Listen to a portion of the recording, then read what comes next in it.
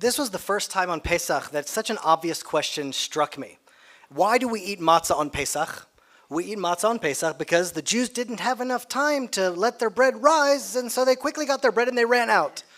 But then it just never dawned on me. But God promised, I'm going to bring you out. And they're like, okay, God's promise.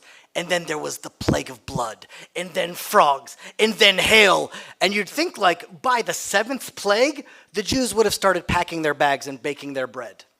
And we see after 10 plagues, even then, they saw all the miracles and they still weren't really ready. They still weren't ready. And I'm like, wow, that's like Jews don't change. Here we are 3,000 years later. We're looking at the miracles of Israel. We're looking at the 6 Day War, the Independence Day War, the existence of our Jerusalem as it is right now. We see everything happen, and yet still, it's like we're not going to have time to take the matzah out of the thing. We're not going to have time because we're not really ready yet.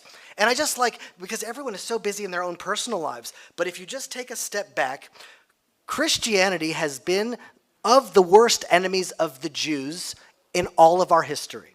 The worst. It was better to live in a Muslim country than in a Christian country. The Christians were the worst, fueled by replacement theology and real religious Jew hatred. And then there was a little window of time where there were some Christians that were pro-Israel. That time is coming to an end.